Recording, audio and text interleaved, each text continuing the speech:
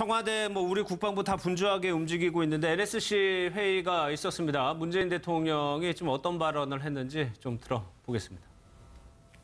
이번 도발은 유엔 안보리 결의들의 명백한 위반일 뿐만 아니라 국제 평화와 안전에 대한 매우 심각한 도전으로서 강력히 추탄합니다. 참으로 실망스럽고 분노하지 않을 수 없습니다. 정부는 이번 북한의 도발에 대해 국제사회와 힘을 모아 강력한 응징 방안을 강구할 것이며 북한으로 하여금 핵과 미사일을 포기하지 않을 수 없도록 해나갈 것입니다. 북한의 도발을 결코 묵과하지 않을 것입니다. 또한 한미 동맹관계를 기반으로 확고한 안보 태세를 갖추어 북한의 추가적인 도발을 억제하고 한반도에서의 항구적인 평화체제 구축을 위한 노력을 일관되게 추진해 나갈 것입니다. 국민들께서도 이런 정부의 강력한 의지와 노력을 믿고 단합하여 주실 것을 당부드립니다. 이상입니다. 문재인 대통령도 그렇고 정영 실장도 그렇고 최고의 강한 제재로 응징하겠다고 얘기는 했는데 글쎄요, 그 말이 어떤 것들을 포함하는 거예요? 저는 일단 제일 아쉬운 게 7월 4일과 28일 날 장거리 미사일의 모의 발사, 고각 발사를 통해서 미국 본토를 충분히 가격할 수 있다는 걸 북한이 보여줬거든요. 거기서 차라리 미국이 담판을 위한 대화를 해보자 그래서 대화를 했으면 일단 그 이후의 도발은 못했을 거라고 좀 봅니다. 근데 그때 대화의 시점을 놓치고 거꾸로 예방전쟁을 논의했어요. 예방전쟁은 국제법적으로 불법입니다. 선제 공격하고 달리 미국을 향해서 공격하리라는 게 너무나 명확해가지고 미국이 다른 방식으로는 그걸 막지 못할 때 할 수 없이 하는 게 그 선제 공격인데 예방 공격, 예방 전쟁을 논의했어요. 그건 그냥 북한의 군수 공장을 그냥 먼저 그냥 공격하겠다는 거예요. 언젠간 미국을 겨냥한 무기를 만들 수 있다 이런 건데 거기다가 이제 화형과 분노를 얘기했어요. 트럼프 대통령이. 그러니까 북한에서는 그렇다면 미국 본토를 공격할 수 있는 걸 비록 모의 실험이지만 그걸 보여줬는데 예방전쟁까지 하겠다니까. 그리고 화형과 분노는 명백히 북한에다 핵까지 쓸 수 있다는 얘기 비슷하게 들린 거죠. 그러니까 그렇다면은 미국 본토가 아니더라 미국의 해외 영토이지만 괌을 포위 사격해서 우리가 장난으로 이렇게 하는 게 아니라 우리도 지금 미국한테 엄청난 피해를 줄 수 있다는 걸 보여주겠다 했는데 정작 그 얘기를 내뱉고 나서 보니까 잘못하다가는 선제 공격 진짜 맞겠거든요. 그러니까 거기서 일본 너머로 공격을 했단 말이죠. 근데 그 이후에도 계속 미국이 대화를 하느니 진짜 모든 옵션이 테이블에 있다니 말로만 이렇게 자꾸 얘기를 하고 하니까 북한으로서는 오히려 김정은의 입장에서는요. 미국이 빨리 대화에 안 나오고 그냥 계속 압박하고 으르고 또 외교적 옵션이 우선이다 이렇게 자꾸 얘기를 하니까 그래? 그렇다면 오히려 좋다. 그러면 이 기회에 북미 간의 대화가 돼서 담판이 타결이 되면 결국은 동결해야 됩니다.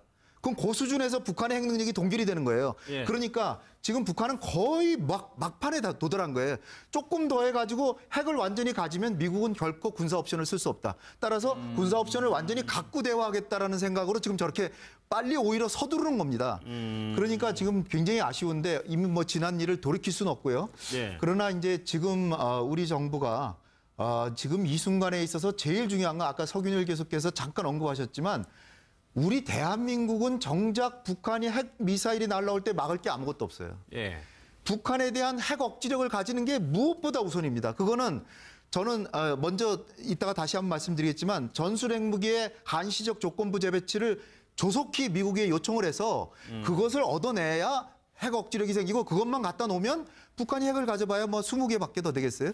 우리는 50개 갖다 놓는 거예요. 갖다 놓으면 확실한 우리 국민들 안심하고 지금과 어저께와 다름없이 평안하게 생활할 수 있습니다. 근데 그 옵션을 지금 우리는 안 하고 거꾸로 한반도 비핵화 원칙을 주장하면서 강력한 응징을 말씀하시는데 응징할 거는 아까 처음에 저한테 질문하신 것처럼 응징할 거는 미국이 할 수 있는 세컨더리 보이코트 그거 외에는 거의 할 게 없습니다. 군사적 옵션 빼놓고는 거의 이제 할 게 없고 석유를 금수를 한다. 그러나 중국이 결코 응할 것 같지가 않아요. 중국이 그걸 응한다면 정말 해볼 만하죠. 근데 그거를 과연 할 수 있는 힘이 한국과 미국, 일본한테 있는지 저는 굉장히 의심스러운 게요. 중국과 러시아는 지금 브릭스 정상회담 지금 중국에서 지금 하고 있습니다. 푸틴 대통령도 중국에 가 있고 지금 시진핑도 굉장히 화가 났을 거예요. 그러나 그들이 생각하는 거는 거 봐라. 북미가 대화를 안 하니까 자꾸 문제가 더 심각해지지 않냐. 이렇게 생각을 하지. 물론 북한은 괘씸하고 걔들한테 북한한테도 엄청난 피해를 좀 주고자 하는 생각도 하지만 예. 그렇지만 미국도 잘못이다. 왜 북미 대화를 왜 합상을 왜 안 하느냐 이렇게 생각할 것입니다. 따라서 예. 석유 금수 조치 같은 걸 할 수 있다면은 시도할 수 있지만 그것이 되기는 거는 알겠습니다. 기대하기 어렵기 때문에 예. 좀 더 신중한 태도가 필요하다. 송 의원님 얘기 듣고 네, 볼게요. 예. 홍 박사님 얘기가 자기 스스로 지금 논리가 양쪽이 상충되는 얘기를 동시에 하고 계세요. 비판하려고 하는 뜻이 아니라 애국심과 당미론을 지금 두 개 다 얘기하시는데 7월 4일, 7월 28일 단판을 했더라면 훨씬 나았을 것이다. 미국이 단판할 수 없습니다. 6월 29일 한미 정상에서 우리가 운전수 하겠다는데 미국이 왜 났습니까? 네. 두 번째, 전술핵 배치? 대통령이 한반도 비핵화 하자는데 어떻게 비핵화인데 어떻게 전술핵 배치를 국민들이 아무리 요구를 해도 됩니까? 세 번째, 일본으로 이번에 쏜 거는 이유가 특별히 있습니다. 괌으로 하면 미국에 대한 직접적인 공격이지만 일본 북태평양 지역의 이 에모리 곳에서 1150km 떨어지도록 한 이유는 예. 거기가 뭡니까? 한반도 유사시 증원군이 오는 루트입니다. 그러니까 한반도 유사시에 일본이 후방기지 역할을 하는데 한반도 유사시에 북한이 그걸 다 차단하겠다는 거지. 유사시에 도와줄 못도 미국도 일본도 한반도 유사시에 정원하고 지원하는 걸 못하도록 하기 위해서 괌 대신에 그걸 실전을 해본 겁니다. 그쪽으로. 네. 그러니까 제가 볼 때는 지금 전술핵 배치를 자꾸 얘기하는데 저도 누구보다도 한국이 지금 핵을 가져야 된다고 나는 주장을 하는 사람이지만 최근에 한미 동맹 관계를 보면은 미국이 어떻게 우리를 믿고 예. 나토의 국가들에게 주는 것처럼 전술핵을 빌려주겠습니까? 그러니까 현재 정책 기조하고 맞지 않는다. 맞지도 않고 지금 한미 동맹에 대해서 예. 미국이 볼 때는 한국을 믿을 수 없다고 생각하는 거예요. 사실관계는 하나 바로잡아야 되겠습니다. 예. 나토에 핵을 미국이 빌려줬다고 말씀하시는데 빌려준 게 전혀 아니고요. 나토에 배치해놓고 필요할 때 핵 쓰는 공유협정이라고 있는데 그거는 알아요. 필요할 때 결국은 쓰는 거예요. 미국이 결정을 해서 사용하느냐 여부는 미국이 결정합니다. 그래서 네. 빌려준 게 전혀 아니고요. 미국이 설사 한반도에 전술핵을 한시적 조건부로 재배치한다고 하더라도 그 전술핵을 우리에게 빌려주는 일은 절대로 하지 않습니다. 미국이 결정하는 거죠. 그러나 맨날 그 확장 억지라고 말로만 보장해 주는 거하고는 차원이 다른 게 한반도에 핵을 갖다 놓으면 예. 바로 즉흥적으로 보복이 가능하기 때문에 우리에게 필요한 건요. 지금 남북한 간의 군사력을 비교해 보면 재래식 군사력은 우리가 오히려 더 강해요. 예. 단지 핵무력에 있어서 북한이 갖고 있고 우리는 전혀 없기 때문에 전술핵만 갖다 놓고 억지력을 확보하면 우리는 자신 있게 일상생활을 할 수 있고 북핵 폐기 협상을 나설 수 있고 북핵 협상을 주도해서 북한이 핵을 포기하면 그때 재철수 시키면 되는 거예요. 따라서 예. 전술핵을 한반도 비핵화를 우리가 지금 정부가 대통령 후보 시절부터 한반도 비핵화를 계속 주장했잖아요. 그래서 평화적인 해결을 원하기 때문에 자칫 갖다 놓으면 우리에게 명분이 없어진다. 그걸 이제 우려하시는데 그거는 충분히 이해해요. 저도 1년 전에는 전술핵 재배치 지금 시기상조다. 전혀 고려 대상이 아니라고 봤어요. 근데 네. 북한이 저렇게 수소폭탄까지 개발하고 더군다나 장거리 미사일까지 개발해서 미국이 선제 공격까지 한다는데 선제 공격하면 당연히 북한은 남한을 핵으로 공격하든지 할 텐데 우리는 억지할 게 아무것도 없는 게 이거는 국민을 진짜 우리가 전혀 믿지 못할 북한 집단에게 예. 목숨을 맡겨놓고 있는 거나 마찬가지다. 그래서 억지력을 가지는 차원에서 반드시 전술핵은 갖다 놔야 된다고 저는 아까 봅니다. 대화하자면서요. 알겠습니다. 예. 아니 대화로 전술핵을 얘기를 갖다 하자면. 놓고 대화를 하는 거죠. 그 얘기는 국방부 저희가 브리핑을 좀 보고요. 좀 얘기를 좀 이어가도록 하겠습니다. 합동참모본부가 조금 있으면요. 대북 성명을 발표할 예정인데 아직까지 지금은 할 것 같지는 않아요. 일단 강 대표님 얘기 듣고. 예, 좀 그러니까 지금 상황 그 우리가 주목해야 될 게 뭐가 있냐면요. 예. 과거에 김대중 노무현 정부 때 북한을 많이 도와줬지 않습니까? 그러면 이제 그 정부를 이은 이제 문재인 정부가 들어섰는데 왜 북한 정권이 문재인 정부가 협력하지 않냐? 이게 중요한 포인트입니다. 지금 북한 내부가 문재인 정부하고 협력할 그런 상황이 안 되고 있어요. 왜냐하면 그때 북한 주민들하고 지금 북한 주민들하고 완전히 달라져 있습니다. 이제는 김정은 정권의 실체를 알아가고 있고 굉장히 분노하고 있기 때문에 잘못했다가는 이제 북한이 더 위험해질 수 있기 때문에 안 하는 거거든요. 그러니까 내부에서 뭔가 일어날 그렇죠. 수 있다는 말씀이죠. 그러니까 지금 대표님 얘기는. 자꾸 이제 뭐 북한의 주적은 미국이다 한국이다 하는데 예. 실제로 북한의 주적은 북한 주민입니다. 그래서 북한 주민들을 가장 두려워하기 때문에 예. 이 사람들이 먼 일을 하게끔 지금 하려고 하고 있는 거거든요. 그래서 북한이 3차 핵실험을 우리가 하기 전에 사실은 우리가 그걸 막을 수 있었습니다. 이게 한국 국민들은 잘 모르겠지만 우리 대한민국 정부가 2003년도까지 모든 대북 심리전을 다 중단시켰습니다. 심리전을. 예. 중단시켰는데 이 중단된 심리전을 우리가 완벽하게 딱 재개하겠다. 핵실험을 할 경우에 해가지고 핵실험을 했을 때 완전하게 북한 지역에다가 우리가 삐라 뿌리고 뭐 어떤 그 심리전을 대대적으로 했더라면 예. 북한 정권이 견디기가 힘듭니다.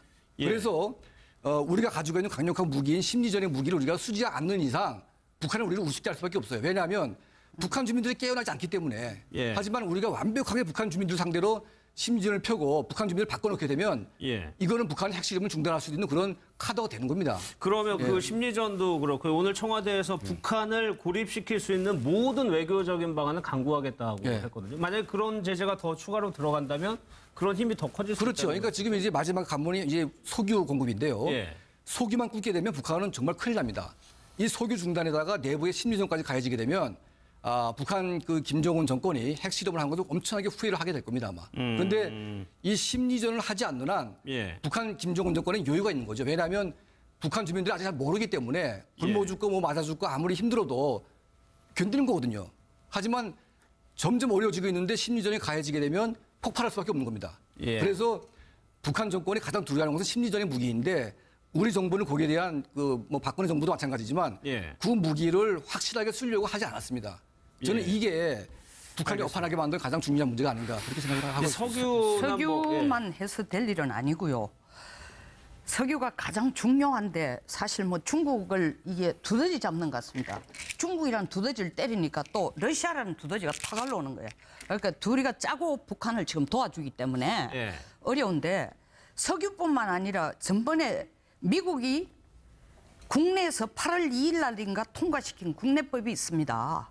국내법에 5가지 제안한 것을 유엔 결의에서 그대로 하려는데 5가지 중에 2가지밖에 통과 안 됐어요. 예. 석유도 통과 못 시키고 그렇죠. 그다음에 뭐 항공도 못 들어오게 하는 거 안 됐고 북한 해외 노동자 송출하는 것도 금지 안 됐고 석유 절대적인 문제지만 실제로 보따리 장사들이 하는 이 지하경제 밀무역으로 벌어들이는 돈이 중국과 이 북한의 1년간 무역액이 약 7조 정도 되는데 예. 작년 무역액을 보니까 중국의 이 7조 중에서 90%가 중국하고인데 작년 무역액이 58억 불이면은 6.1조죠. 6.1조를 중국과 무역을 하는 거예요. 예. 그런데 보따리 장사나 밀무역을 통해서 들어오는 돈이 이거 2배랍니다. 잠시만요.